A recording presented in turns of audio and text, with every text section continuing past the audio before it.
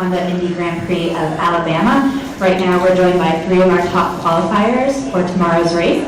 We'll start with you, Charlie Kimball, career best start in the IndyCar series. Talk about qualifying today.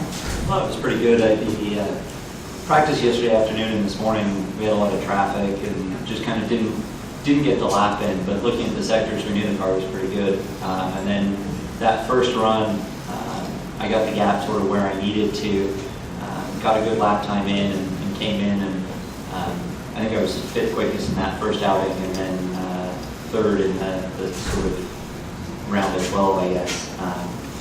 I was a little surprised that the round of 12 wasn't tighter, lap time wise, to only have done a 67.2. I think as the track got hotter, it slowed down a little bit and the wind picked up. But overall, the car is really good. We spent most of yesterday working on race pace, so I think come tomorrow, having the track position, we still got a bunch of tires in hand, and we'll be pretty good when the race starts. Great, thank you. We're also joined by Will Power, Team Penske, who is a two-time pole sitter here at Barber. Talk about your qualifying session today. I was happy to get to the Fast Six. It was really tight. Car wasn't quite there, so and probably me as well. But I was very happy to end up second. I didn't expect to be there, so it's a track position track for sure. I'm not sure what these reds are going to do. I thought initially they were going to go off, but they kind of hung on pretty well in the Fast Six. So I think that'll make for interesting strategy and so on at the race tomorrow. But happy to get the Verizon car in P2. Great, thank you. Also joined by Tristan Zodier. Quite a qualifying surprise for you guys. Was in P7 heading out of the second round, moved up to P6 due to qualifying, and now you're getting your career best IZOD IndyCar Series start. Talk about today's qualifying session. Yeah, it was cool. Actually, I was very upset at myself after the second round of qualifying, and I was upset and looking at the time board, and right before the Fast Six started, I was looking at it and I'm like, guys, I see my car in the top six, we should maybe bring it back to pit lane. And I really have to give it to the guys because they brought the car back last minute and got everything ready after the Fast Six had started. So it was a bit of a mix of emotions to be disappointed, and then all of a sudden know I was in the Fast Six and I had to get back in it, and then I just tried to push very hard. Alan, my engineer, had made good changes of the car for the Fast Six and the tires that were a bit more used. So it was a lot of fun. Honestly, it was so cool because the cars have so much grip. Today you can really push hard and give it all, and it's a lot of fun. And I really have to thank my guys for putting the car to get back together so quickly for the last part of qualifying. Great, thank you, Tristan. We're also joined by Scott Dixon of Target Chip Ganassi Racing, who qualified fourth. You started third here at Barber the last two races, starting again from the second road here. Talk about qualifying today. Yeah, qualifying was, the car, I think, all weekend. The Target guys have done a decent job, very good job. We've just sort of been trying to work out some of the issues that we had from St. Pete's, even though it's a very different circuit, but just to give us direction for obviously Long Beach coming up. But the car was quick in Q1 and Q2. Sort of mistimed a little bit in Q3 there, and I don't think we would have had enough for Ryan, but definitely enough, I think, for maybe second position. So 10th and a half would have helped a couple of spots, but still a great starting position, and the car feels strong and seems to hang onto the tyres pretty well, and we'll look forward to tomorrow and hopefully we can improve a few. Great, thanks, Scott. We'll go ahead and open it for questions. Dean McNulty, Toronto Sun. Will, Jake Minfield was somewhat upset, said afterwards that you blocked him twice on his fast lap. So the first one, you may have been in traffic, but he felt the second one was on purpose. Any comment on that? I don't think I blocked him, actually. Viso checked me up. Those guys checking out in front of me, but don't know what he's talking about. Blocking, we'll have to have a look at the video and see how close he actually got. Just whining because he didn't get through, I think.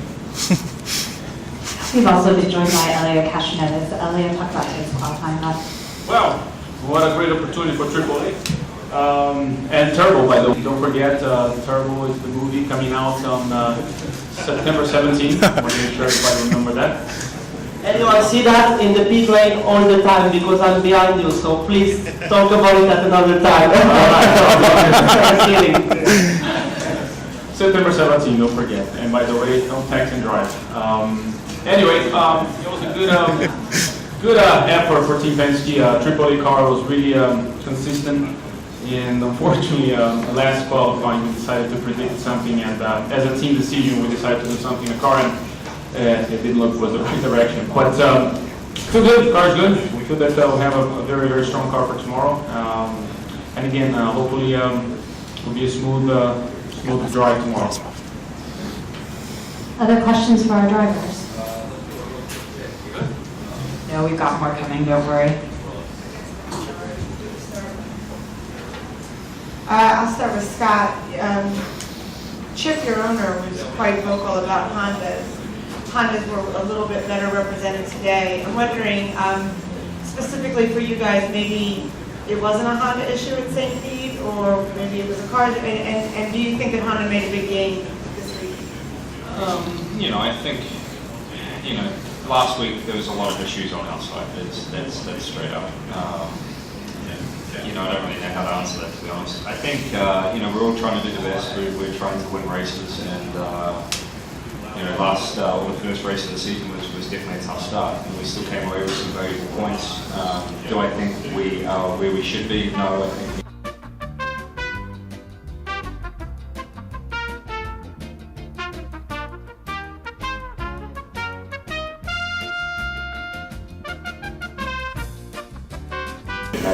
We made progress. We didn't come here with the best car and left with a big step forward. And then St. Pete, Scott said, I think we had some issues, and so that improved pace didn't show nearly as well when we got to St. Pete as when we came here. We sort of were a little more prepared and still managed to take a step from the open test to here. So it's really a credit to the engineering and mechanic crew on the 83 car. And they've given me the information, and I've been able to go out and perform. And then for Scott and Elliot, I don't know if any of you can speak specifically to Sato and Justin, which is not necessarily the question I'm asking, but Bo or Race Control took a stand and they made a call, and Sato was disqualified from Fast Six. Where do you guys fall on that? Do you like to see these kind of calls or no? Well, it's definitely harder on this track because everyone out of turn 9 backs off. And then the next guy has to back up and the next guy. So, I happened to be in the first round, Viso backed up going to 12 actually, really checked me up. And then you screwed your next lap as well, so then you have to kind of back up, so you can't start a lap. So that's what happened to Hinchcliffe, I think.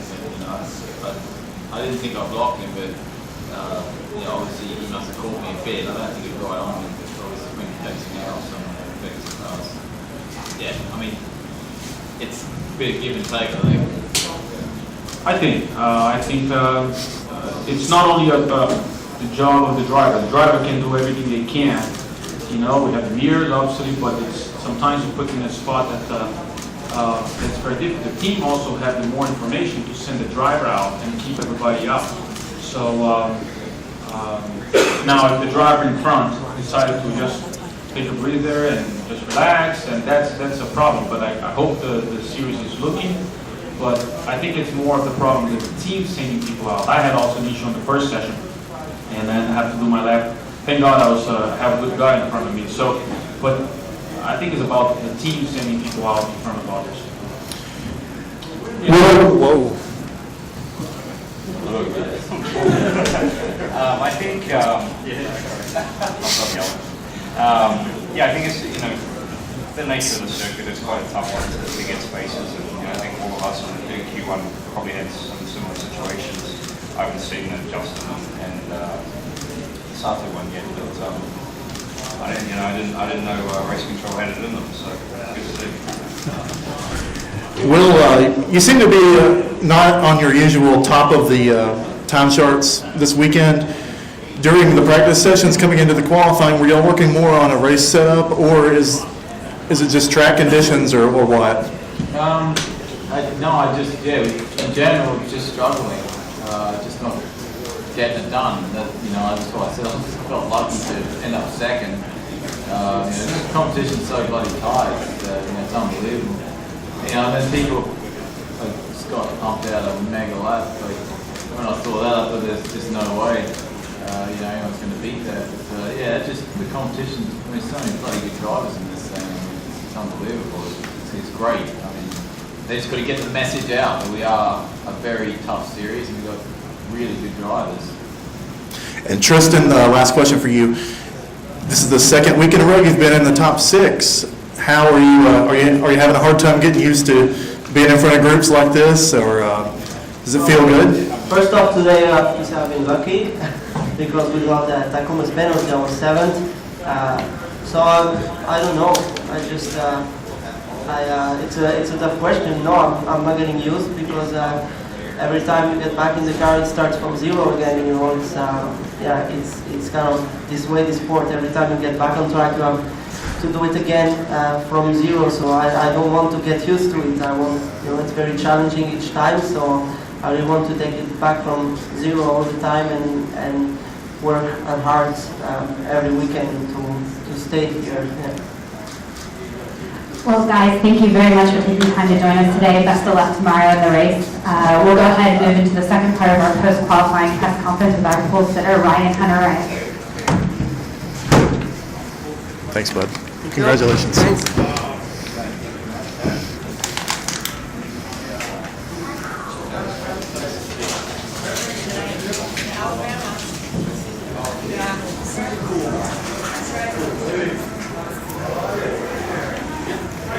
We are pleased to now be joined by Ryan Hunter-Reay, our Verizon P1 award winner of Andretti Autosport. This is the 3rd career pole for Ryan in IndyCar. His most recent was at Edmonton in 2012. Ryan, looking at the stats, your previous best start here was 11th. Talk about the gains you guys are making here at Barber. Well, the team's just done such a great job in the offseason of moving forward, especially at this racetrack. It's a matter of mechanical grip for us, and we've definitely closed the gap there. So it's really nice to see that we've made progress in the offseason. So that's definitely encouraging. Just a reminder to everyone, keep the noise level down as we have a press conference going on. Hey. We'll go ahead and open up for questions.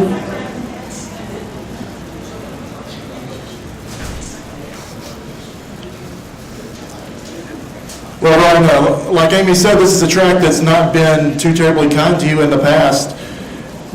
What did you learn maybe in the preseason testing that you brought here with you today? Well, we have a great team. Four cars, 3 teammates of mine have done a great job working together, and we all have been trying different things. So, and I think that the number 1 team certainly does a great job of staying after me to improve my driving in certain corners and chip away at. Dixon's certainly been the quickest guy all weekend here, and I've been chipping away at some areas that he's been really quick, and that's certainly helped us. But I have to have the car to do it. Those guys put the car under me to get it done, and I knew that last couple sessions that it was sort of up to me to get the lap out of it. And lastly, this is the first time you've had the chance to get the reds on the car. Yeah. How are the reds feeling on the track after the grinding process that went over in the off season? Oh, it was great. As a racing driver, you love 2 things. You love grip and horsepower, and we had both of those this weekend combined with a track that's been newly resurfaced or grinded or whatever you want to call it, and it certainly helped. It's great to break records. It was fun putting those reds on, those Firestone reds that first time, feeling how much overall grip there was. There was just so much in the car. It's tough even sometimes for you to keep up with it because you're used to a grip from the standard blacks, and once you get in on the reds, you have to actually push yourself further into corners and ask more from the car than you have the entire weekend, which is tricky. Ryan, I saw your quote yesterday where you said, regardless of where you wound up, you felt really good about today. Is that just because you knew that the car was that good and once you put tires on, you'd be okay? Yeah, exactly. When we had new tires or newer tires at the beginning of the session, like everybody else, we were like P2 or P3. So I knew we had a good car when everybody was matched up. But we wanted to save tires for tomorrow because this is a new compound from Firestone. We don't know where it's going to go. And we're just going to have to kind of see as the race goes on. We wanted to have enough of each to be able to decide rather than being locked into one tire strategy. So that was we put in the hard work in the beginning, I think. So that was good. And I wanted to ask you about the first group. That was, in addition to the stacked names in there, watching it seemed pretty intense. Yeah. Was it that way from the driver's side Yeah, for as sure. well? I mean, I thought I put in a great lap, and they told me that I was P2 or P3, I forget, P2, but I was only 2.5, 3 tenths from being knocked out. So it was super close. That's the thing you never know with this series. It's so tight that you never know, even when you have a good car, if you're going to put that lap in that's going to make it. And so you just got to push yourself that extra bit in qualifying to really get every bit out of it. It is tough, and it's very unpredictable at times. The groupings, especially on a session like yesterday where some guys run new and some on old. Yeah. My last question is, I don't know if you can specifically speak to the Sato-Wilson incident, and I asked the other three more so, just how do you feel about race control stepping up and making that kind of call? Are you for or against them getting involved like that? Well, you can tell, I think I haven't seen the incident, but you can tell when a driver does have mirrors, and you cannot see a car so far back in your mirrors. But when it comes to it, you know when a driver is being respectful of the drivers around him, or he's taking it that little bit further and trying to slow the drivers up behind him. So if you're checking somebody up and you have a really big gap in front of you, or unless you've been checked up by the car in front of you, there's no reason to ruin somebody else's lap. And you could usually tell that. I mean, you can tell the guys that are being respectful and some that aren't. So unfortunately, I didn't see the incident. But do you want race control to get involved in that? If it's a blatant deal, yeah. If it's something where you've got a huge gap in front of you and some guy just backs right into you and there's no reason for it, then yeah, there has to be some punishment.